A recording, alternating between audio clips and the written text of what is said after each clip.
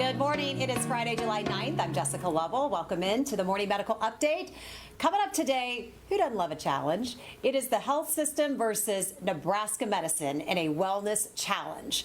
But first, as always, we are talking COVID-19 with Dr. Dana Hawkinson. He is our infectious disease specialist and medical director of infection prevention and control here at our health system. We also are pleased to bring in Dr. Mark Rupp. He is the chief of infectious diseases and medical director of infection control and epidemiology at Nebraska Medicine. So welcome to you both. Dr. Hawkinson, let's get started with our COVID count. How did we do with the numbers overnight? Yeah, the numbers are increasing. You know, we have seen, again, I think the tale of this week has been high teens, low 20s. Right now, Friday morning, we have 20 active infections with 6 in the ICU and 1 on the ventilator. We still have 15, though, in that recovery period, so a total of 35 patients today. Hays has 2 patients as well, but I think we should also point out, because the question comes up, 75% of the people here in the hospital for COVID-19 are unvaccinated. So the vast majority are unvaccinated. The other patients that are vaccinated that are here do have significant comorbidities such as cancer and things like heart disease and lung disease as well. All right, so Doc Hawk, I'm going to let you jump in here and kind of do some doc talk because you have some questions for Dr. Rupp. Yeah. And then I have a couple of questions from the community, but I'll let you get started. Hi, Dr. Rupp. How are you? Good morning. It's a real pleasure to be with the group this morning. Thank you for having me. Yeah, thank you so much. So I was looking a little bit on the CDC websites and covariants.com, looking at infection rates and tracking of the variants. Just kind of, can you start us off with telling us about what is the infection rate in and around the Omaha area? Well, you know, I think that all of us are celebrating to some degree the success that we've had from the really dark days back in the late fall and early winter of this year. But unfortunately, as you reported just a moment ago, we're starting to see an uptick in the cases, both throughout the state here in Nebraska, as well as just here locally in Douglas County and the Omaha area. So, you know, we're still way better off than we were before with an infection rate here in Douglas County, Omaha, somewhere in the neighborhood of around 3 per 100,000 persons per day. But we are, like you related, seeing these cases in largely unvaccinated people, sometimes younger folks. And with the Delta variant now becoming the predominant strain nationally as well as here locally, we're all kind of sitting on pins and needles, hoping that we don't see the same phenomenon that they're seeing down through southern Missouri, Arkansas, unfortunately spilling over into other areas as well now. Yeah, exactly. And we continue to hear more about Delta variant, just as you talked about. Certainly, you know, doing a little bit of show prep today, looking at covariants.org, which tracks variants, as well as there are other sites as well. You know, looking at data from last week, it looks like the Delta variant has kind of jumped up to 65% or more of cases. Can you talk to us anecdotally about that? And are you changing anything with your treatments or anything of that nature? Well, we are seeing that phenomenon here as well. And clearly what has been seen in other countries, the UK, Israel, other places in the world, is that when this Delta variant comes in, it really does outcompete the other variants that are present. And so the data suggests that it's probably 40 to 50% more transmissible than the Alpha variant, the B117 variant from UK that we were all so worried about a few months ago. This one looks like it's really outcompeting B117 UK variant and really coming on strong and becoming the predominant variant. There's a little bit of data, and again, some of these things are kind of hard to ferret out sometimes, but suggesting that it may also be somewhat more virulent. Luckily, the vaccine appears to be fairly protective, particularly if you've had the full doses. One vaccine dose is not enough, and natural infection is not enough. So we need to just keep pushing as hard as we possibly can in all of our localities to batter down vaccine hesitancy and try to get this vaccine in as many arms of people as we possibly can. Yeah, I think we are still really trying to answer those questions about is the Delta variant more fit? And if it is more fit, how exactly. And you alluded to another thing about vaccination. Vaccination still offers protection.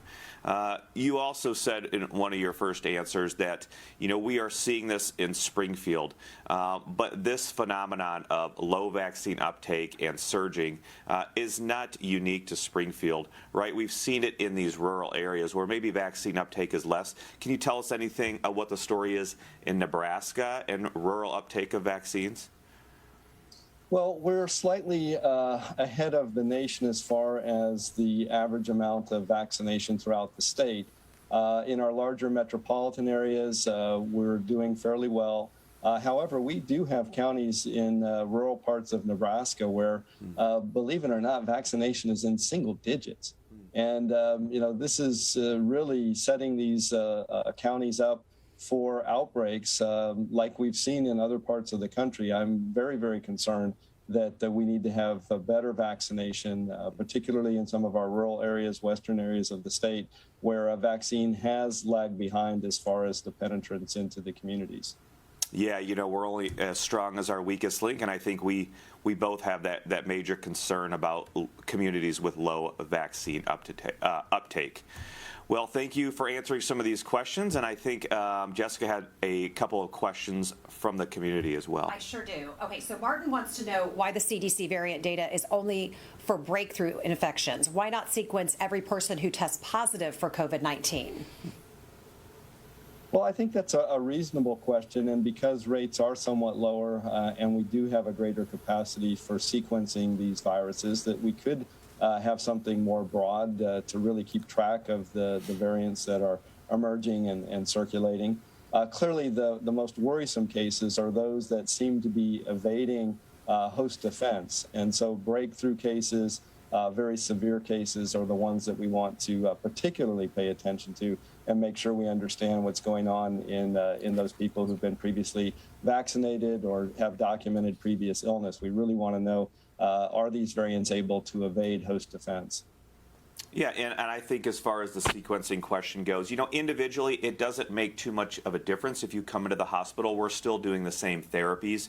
But academically, but also for epidemiologic reasons, to track any new variants, but also track the prevalence of any of these variants as well, it's important to do probably as much sequencing as possible. And we know that overall, at different state level departments, sequencing is increasing as well. Melanie read that Maryland has given away $1 million in college scholarships as an incentive to students to get vaccinated before they go back in the fall. What do both of you think the impact will be of unvaccinated students returning to campus?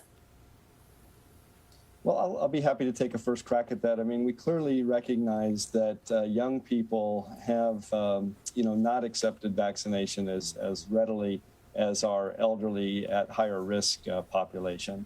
Part of that, I think, is, folks looking at data and making decisions about their own individual risk and saying, hey, I'm young, I'm healthy, it's not likely that I'm going to die from this infection. That isn't always true, and we've seen certainly very severe infections in young people, sometimes without pre-existing conditions.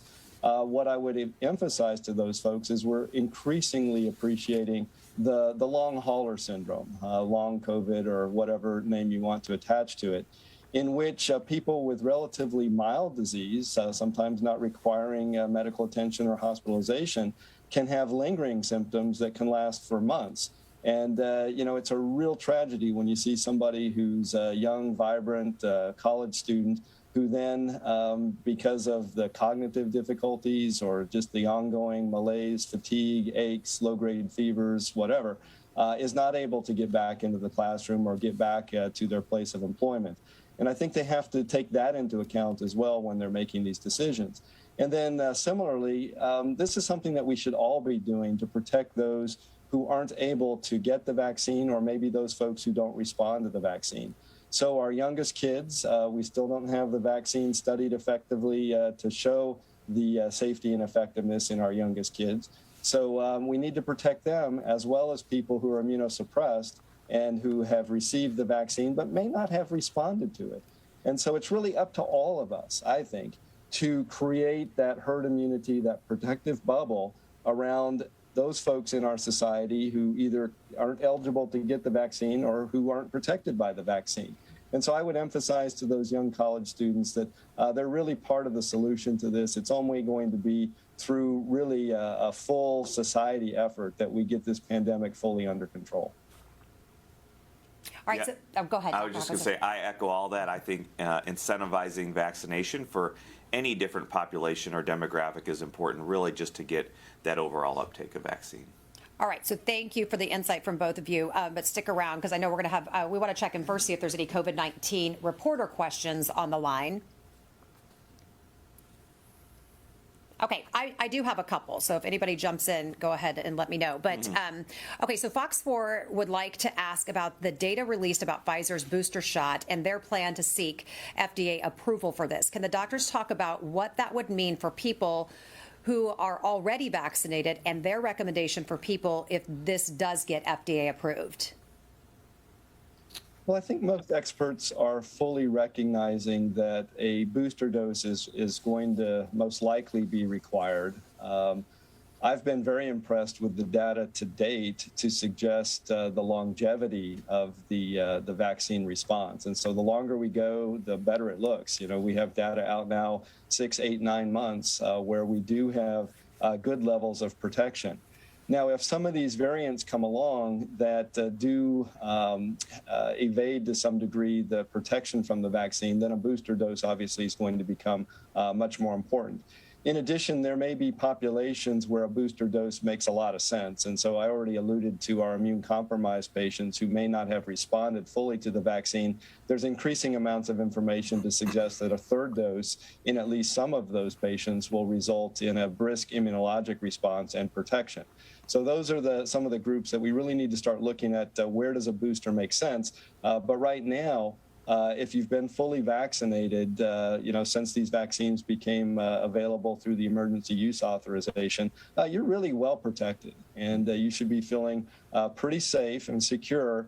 But unfortunately, again, with these variants that are emerging, they are more transmissible. They sometimes do hit people even who are fully vaccinated. So I've been advising folks to be careful, to continue to be prudent in their interactions and what they're doing. And then particularly if you're somebody who may not have responded to the vaccine, you need to really be back to square one with wearing a mask, avoiding crowded indoor air situations and the like. Yeah, I'd like to kind of jump in there on that last point about those people that are fully vaccinated, in your point earlier about the longevity, the durability of that immune response. I think it's important for the public to understand that I think a lot of this was just a headline to click. There isn't a lot of data out on this report. They do talk about waning antibody levels, but we should note that antibodies do wane. That is a natural function of our immune system, so that is not unheard of. I think the antibody levels that we have seen during these trials probably are more elevated than in normal infection and normal vaccination, but we're also doing much more stringent evaluation on that. But I think the other thing to remember is that we haven't seen is their discussion of things like T-cell immunity and those areas on the spike protein that really are not changed too much with the mutation. So I think we still have very good immunity.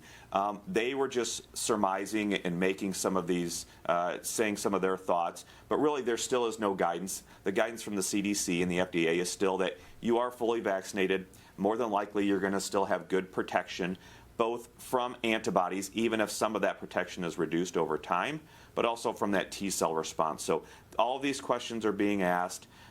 They are being investigated, and we'll kind of keep up to date with any new information.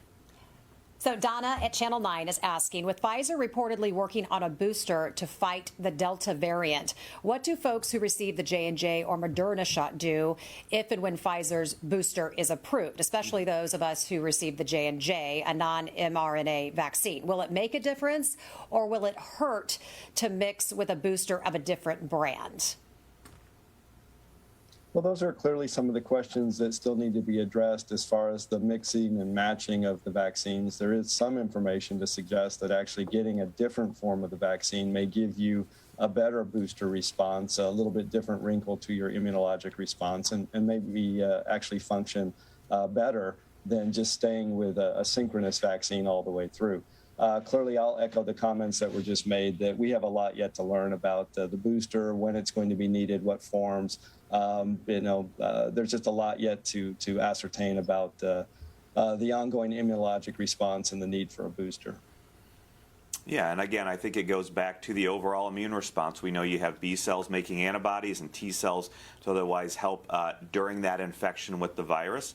We know, and we have seen very good data, both clinical and benchtop or basic science, that the vaccines that we currently have do offer good protection to get this. Now, that being said, if there were some sort of third or fourth dosing or a booster dosing, maybe of one of those pivoted or changed spike proteins, say, from the Delta variant to optimize the antibody responses, I'm all for that, but we still need people right now to go out and get vaccinated, even if they have it, because you are still getting protection from all of the offered vaccines. Any other reporter questions on the line today? Okay, thank you to both of our doctors. Don't go anywhere. We are going to definitely have community questions for both of you coming up here in just a moment. So we know from your feedback that COVID-19, of course, remains a big interest to you. Monday, Dr. Stice is going to join me. He is back from fly fishing in Colorado. He's going to be our guest, of course, along with Dr. Hawkinson. And yes, we're going to hear all about the fishing. You know we will. And we're going to find out how safe that he felt in Colorado. That's been among the highest COVID death rates in the country. So tune in on Monday with Dr. Stice. So today we're starting a new Friday tradition focusing on getting and staying healthy. We begin by asking you this question.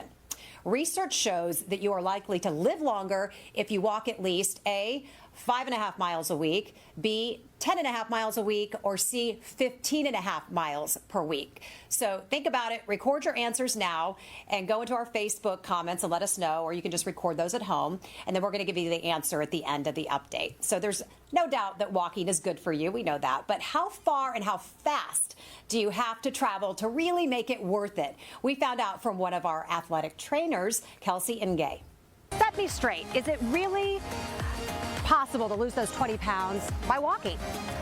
Absolutely. Walking can be very impactful in a weight loss program. It's something that can be easily added into your day, whether it's before or after work, or whether it's just parking a little further away in the parking lot, taking the stairs. It's an easy way to burn extra calories and add to the bottom line of weight loss. So is it kind of like a good gateway to getting into maybe losing more of those pounds? I mean, especially somebody who has maybe been on the couch a little longer through the pandemic. They don't really know where to start. It's hard because it's such a mental game. But do you find that walking is maybe a good way for people to just start moving? Yeah, absolutely. Once again, it can be daunting to think, I have to get to the gym. Where am I going to fit this in? Walking is something that can be added in little bits throughout the day, or purposefully, like I said before, after work. You don't need gym equipment.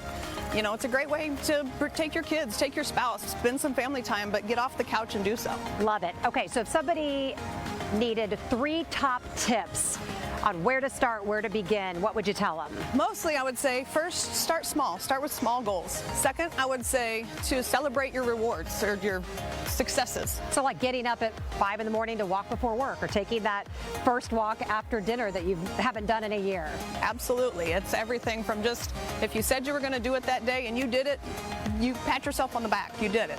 Focusing on small goals, making sure not to look at the end result of how many times do I have to walk this week, but looking at, do I walk today? I walk today, pat myself on the back. And the last thing that I would say is put it in your schedule. We all get busy, life is busy. And so the more that you put it on your calendar, you put it in your device, it reminds you to get up and do it.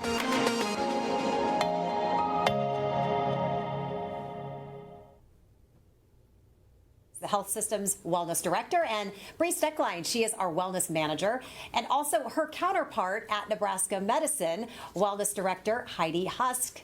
Good morning, Heidi. Thanks for joining us. We'll get with you in just a moment. But Brett, I want to start with you. Tell us about kind of this paradigm shift when it comes to health and wellness in the workplace. How has that changed and kind of evolved? Yeah, I think it's interesting. There's been a couple different paradigm shifts in the wellness space overall, and then here at the health system, we've taken it even an additional notch further. You know, years ago, most organizations, health systems, or corporations realized, hey, a healthy, well employee is good for us because they have less sick days, so they can engage in our workforce more readily. And if they're utilizing less healthcare resources, then they're saving themselves money and the company that's paying for their insurance. And so wellness programs were very focused around the physical and dietary aspects of well-being because we wanted to make sure people were healthy. And over time, we've realized wellness and well-being is much more than just the physical and nutrition. Those are very important, but there's things around, mental and emotional well-being and having a sense of balance and purpose in life, great community involvement or social connection, those type of things. So we've really evolved and have shifted the paradigm beyond just the physical or dietary aspects into a more of a whole person wellness. And that has never been more true after a year like we've just had, right? Exactly. That was the second paradigm that really happened. Right. It really accelerated as we've been working and living under the specter of the pandemic. People were saying, I need some wellness resources about mental and emotional well-being and how to relieve that stress. And so that's very different. For sure. Okay, so I want to talk, you mentioned a little bit about the 8 pillars of wellness that we follow, and Bree certainly jump in here because you and I have had many conversations about these. But Brett, just kind of, we're going to show folks here what we're talking about, but just, you mentioned some of them, kind of pick a couple and talk us through it. Sure, and these are built from our partner Navigate Wellbeing, who's helping us launch our wellness program. And I think it's helpful to see pillars of wellness that are beyond just the physical. And so the one we focused on very purposefully when we started this year was mindfulness. And that's around creating space to be mindful, to manage your stress and your emotional and mental well-being. Very, very different approach to wellness and well-being at the health system. But all of these work together across the spectrum. You've got to think about well-being in all aspects of these pillars. And we work at a health system, so people just assume health in the title. We all must be healthy and fit and trim. Not always the case, that's for sure, because we have regular life that just happens all the time. Bree, what's the feedback been, kind of this shift of how we're focusing on our employee health? Absolutely. So we've had great engagement, and our employees are very thankful to have a balanced wellness program addressing their needs across all the pillars. And then we're excited to have them join on their own journey and what's important to them in their own wellness goals. Well, yeah, you talked about that, is to pick different things that really stand out to you and maybe try to just inch your way through some of those ones that maybe you haven't really been up to on. So that's I like that. I like that approach. So Bree, we want to bring in Heidi. Okay, so Brett kind of got us all into this mess, this walking challenge. So, like we said, we love a challenge, but this challenge has been with Nebraska Medicine. So Bree, tell us about the challenge, how it worked. Give us kind of the lowdown. Absolutely. So we partnered with Nebraska Medicine knowing that they are a healthcare system similar in size to us, who have the same goals. And it was exciting to have another entity partnering with us, and we measured it by average steps per person. So that's how we evened the scoreboard. And then we registered those that wanted to participate. And then we did have a wager on the line with the winning entity donating some money towards a charity of their choice. So that's what's really driving some excitement. That is, and then also just the bragging rights and all that kind of stuff, the smack talk that we get to talk with these folks. Okay, so Heidi, why did Nebraska Medicine want to take on this challenge? Why did you want to take us on? Yeah, well, I feel like there were a lot of reasons. So a lot of what Brett and Bree have already touched on, where we have especially seen throughout the last year of a pandemic, this has been really hard on our healthcare workers. And we appreciated that there was someone else who understood what we have gone through, who really has walked that same road. We are a pretty competitive health system, so having the opportunity to compete is always something we get excited about. But especially to be able to compete with another health system was really exciting and fun for us. Selfishly for me, I have a sister-in-law who works for your health system, so I wanted to be able to compete with her too and have some of that little family banter back and forth. But we were just really, really excited to have another healthcare system who understands what we're going through, is on kind of the same well-being journey, and really striving to improve the overall well-being of our employees. I love it. A true sibling rivalry happening right now. That's great. Okay, so the response from our employees has been great. They've been taking it very serious. What about you guys? Yeah, I would say similar on our side. I don't know if it's gotten quite the buzz that we hoped for, but that's okay. We're still really excited about the folks who have been really highly engaged. I always love, we do a similar forum to this, and several of our executive leaders will bring up the challenge and the contest in that space, which is always fun to hear them promoting it on that level too. Just gives us a little extra oomph to try to encourage them to get out and move around. No, you guys have definitely kept us on our toes for sure. So you kept us kind of prodding us along, and we, every time we hear you guys are kind of inching towards us, we step it up a little bit more. Real quick, Heidi, before we'll get back with you at the end here, but who do you think is going to win?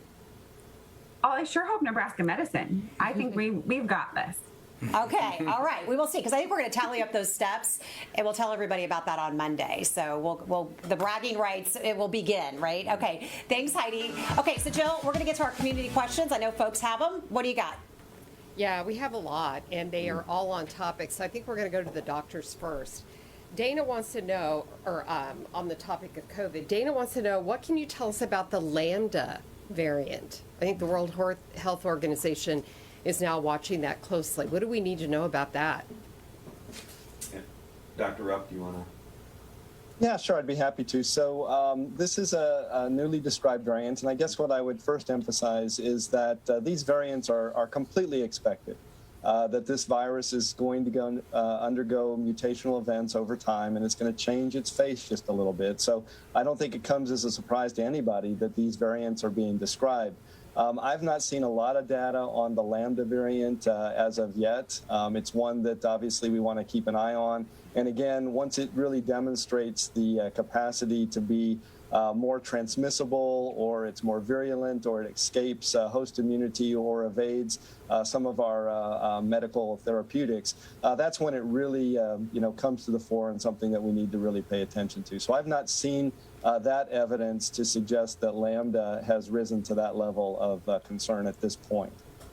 Yeah, no, I would agree. The most data that we've seen from Lambda, and again, with all of these variants, we're still really trying to understand really the virology and how does that interact with our immune responses, just as Dr. Rupp had said about the Delta. We don't know if it causes more severe disease or higher risk of hospitalization. There's some data signals there. But as far as Lambda, we're still looking to ask those questions and get those answers. But I think what we can say is that there has been areas where Lambda and Delta are both have risen, and it does seem like the Delta has become the more prevalent virus, or has outcompeted Lambda. So there's really not a lot of information about that. But just understand moving forward, as we have seen since the, last year, as Dr. Rupp had said, there are going to be variants. We are going to continue to find them because we have the technology now to do that, and readily accessible technology. So really, we will find other variants. The questions will be asked: does it cause more severe disease, different clinical presentation, does it evade our immune system more? So I think we just need to kind of continue to watch as new data emerges. Jill has our next question, not me, but totally a kindred spirit. She's asking, individuals who are vaccinated and symptomatic, even if just a little, do we hold them out of activities and keep them at home? I think it continues to be important for people who have symptoms consistent potentially with COVID-19 to get tested to find out if they are carrying the virus. We do know that people who are vaccinated are much less likely to get sick. If they get sick, they're much less likely to get severely ill, end up in the hospital, or dying. They shed less virus, so they're less contagious. They are less able to transmit this to other people. But yes, it's absolutely important that they go ahead and get tested, find out if they are harboring the virus, and then go into the appropriate isolation quarantine. Yeah, I would agree. I don't think any of the guidance has changed if you become positive for COVID-19, whether it's just on testing it's picked up or because you're symptomatic. And again, that was my major concern after vaccination. It wasn't that I would get ill or have high risk of hospitalization. The issue was missed work, because even if I do test positive and I am vaccinated, I still have to remain in that isolation for 10 days. So it's going to be more of a missed work type of issue. But no guidance has changed yet on vaccinated people who test positive. You still should isolate during that time. Anonymous wants to know if you could please explain the science behind why it is so much safer to be outside than, say, in a grocery store. So the question specifically is, I'm outside, I'm hanging with a group of people for a long time. In a grocery store, I'm just fleeting, going by. So why is it still safer for me to be outside? Yeah, so the question is really very astute, and what it brings into is what are the factors that drive transmission? And so it's really a matter of how much viral inoculum you come into contact with, and that can be over a period of time, or it can be a very intense exposure, over a short period of time. So what we know is that really pretty much anything you do outside is going to be safer than things that you do inside, just because of a dilutional factor. So you have outside air that's mixing, and so you're going to get less virus exposure due just to the dilutional effect. Now, what your viewer has pointed out is that in a very fleeting circumstance, in a grocery store, for instance, where you may just have a momentary exposure to somebody, that's going to be a very low-risk sort of endeavor. But if you have the whole store full of people who are potentially shedding virus, and it's indoors, and you're not having a lot of air filtration or dilutional effect, then you could have a higher exposure in that kind of a circumstance. Okay, Molly wants to know from both doctors, what do you feel about ivermectin in treating COVID? There are podcasts out there on it. There are different conversations going on. What are your thoughts about using that?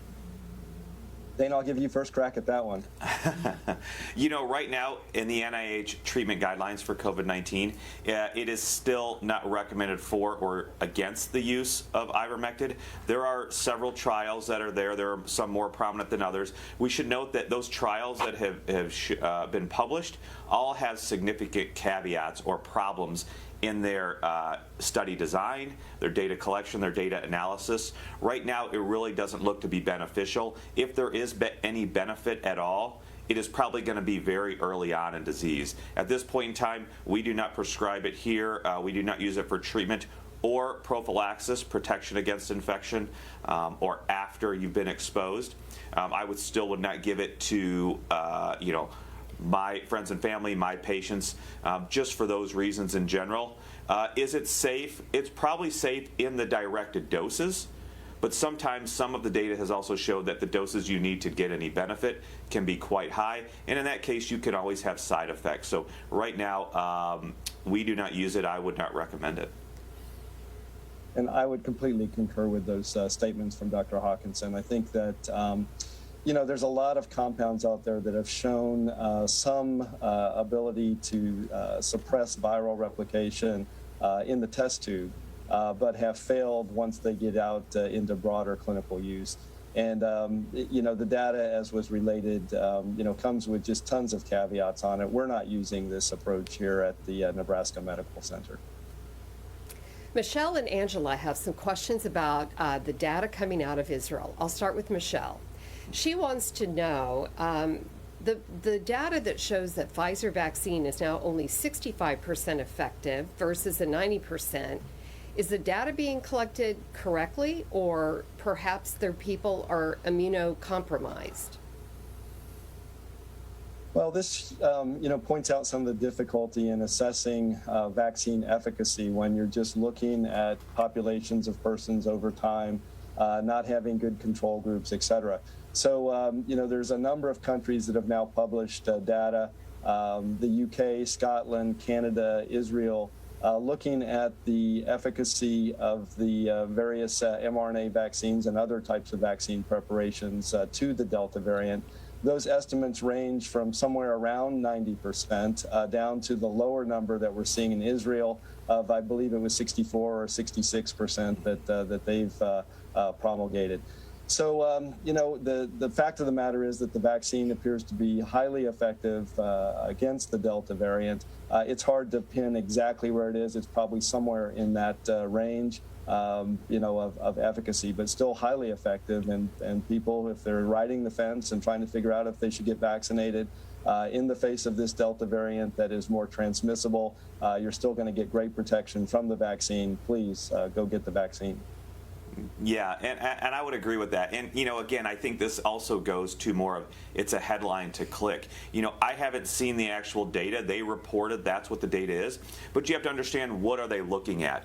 What is the purpose of this vaccine? The purpose of this vaccine is really to help prevent the whole spectrum of disease of COVID-19, but especially that spectrum near the end, which causes need for hospitalization and severe disease and death. So, I don't think we have really seen that data. I don't know if it's been published other than in that story. But I think it's important to remember that it is against that whole spectrum of disease that I believe that they are talking about. So that's asymptomatic to mild symptoms, but all the way up to hospitalization and severe disease. But just as Dr. Rupp said, the important thing is that the vaccine continues to protect people against that hospitalization and severe disease and death. Okay, I know you doctors are both really busy, but we're going to do a couple of more questions, okay? Angela, she is still talking about the data out of Israel and over in that part of the country, and she said that she saw in the news in Jerusalem that the elderly who received their vaccine in January are now having symptoms, and she's curious what your thoughts are about that. Yeah, I don't know any specific data in that regard. What I would relate is that, there may be segments of the population that have been vaccinated that may not have had as brisk a response as others. Our elderly, our frail, our immune-compromised patients. I think that there's, still reason for those folks who would be at risk for severe disease to, play it safe and to be a little bit careful in their interactions, to potentially be wearing a mask when they're out in public spaces, those sorts of things. I don't know the specific data on elderly persons in Israel and whether they're having breakthrough infections after they've been fully vaccinated. But again, we know that some people won't fully respond, and they do need to continue to show some prudence in how they interact.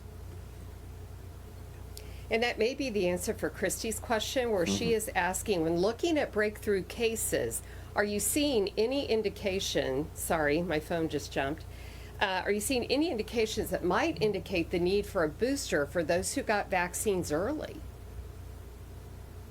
Dr. Hawkinson, I'll let you have the first voice on that one. Yeah, I don't believe so on the individual basis. These breakthrough, again, we're stopping the vast majority. And who are we not seeing in our hospital? It's those nursing home people that have been vaccinated, those really vulnerable people. So we aren't seeing those in the hospital. We are seeing other people that have been vaccinated that are coming in with symptoms and ill, but they also have a number of comorbidities as well. I don't think based on those individual patients that we can really make an assessment of, do you need a third dose or other additional dosing or a booster right now at this point in time. I still don't believe we need to. I think you still continue, if you've mounted a good response, just as Dr. Rupp said, not everybody may develop that optimal response, but if you did, you should still have pretty good protection for up to that year.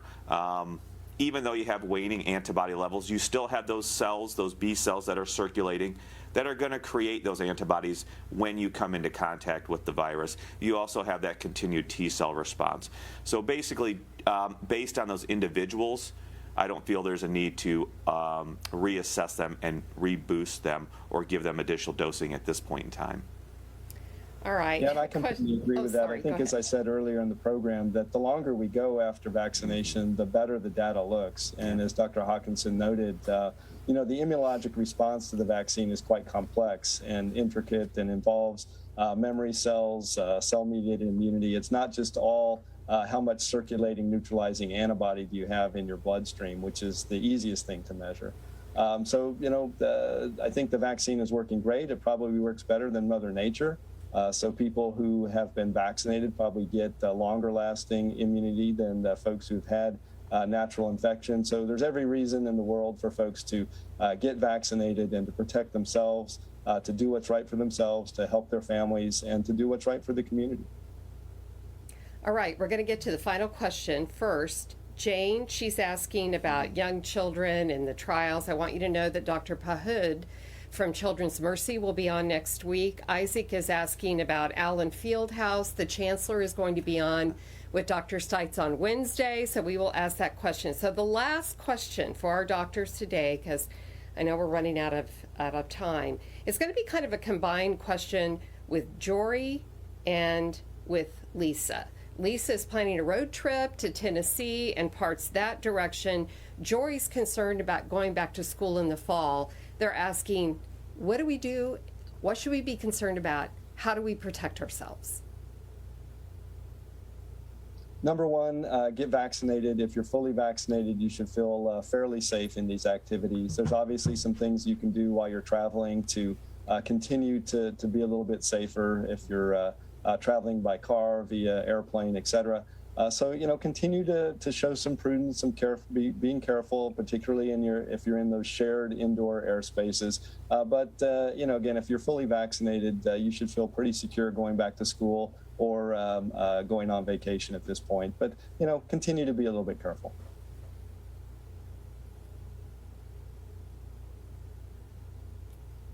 All right, that's all the questions I have. All right, Jill, thanks so much. Great questions from the community. We appreciate those. Just before we get to our final thoughts, the walking quiz. So the news is good. We asked you if it was 5, 10, or 15.5 miles per week. It's just 5.5. Walking this much at a slow pace of 2 miles per hour can be enough to lower your risk of things like heart attacks, strokes, and heart failure by as much as 31%. Of course, the faster you walk, the better the health benefits.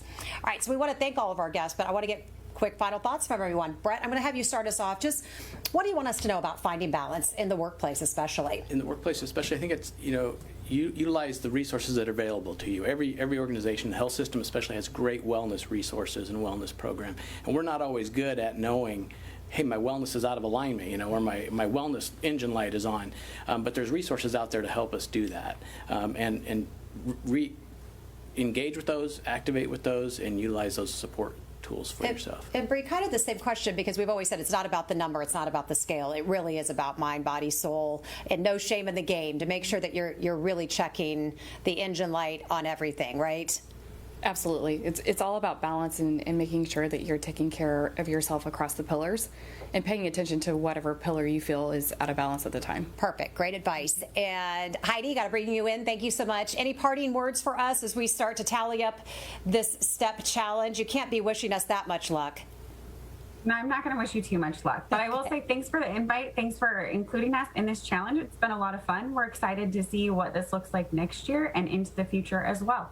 Okay, great. We'll bring it on. We love it. All right. And Dr. Rupp, of course, we really enjoyed having you today. Thank you so much for your insight and your words. Just your parting words, though, as we head out into the weekend and just what you want the public to know. Well, I guess two things. First of all, with the walking challenge, no matter who wins, we're all winners. So that's terrific. And, I think that we need to celebrate our successes with the COVID-19 pandemic. But it's not over. And although everybody wishes it would just go away, it's not going to magically disappear. We all need to play our part. And so I would just so strongly urge everybody who's on the call today to be an ambassador, to get your vaccine yourself and then promote this with your family, friends, and neighbors so that we can all pull together and get through this pandemic to the end safely, effectively, confidently. And if we all do the right thing, we're going to be in a much better spot. Thank you for that. Dr. Hawkinson, as always, the final message? Yeah, I would just echo what Dr. Rupp said. I appreciate you being on. Thank you for your expertise today. I would just echo and redouble, his statement. He was spot on. We just want to protect everybody, keep everybody safe, and keep everybody at home. Thanks to our entire panel today. We really appreciate you all, and we, of course, thank you for watching. Have a great day. Enjoy the weekend. We'll see you Monday.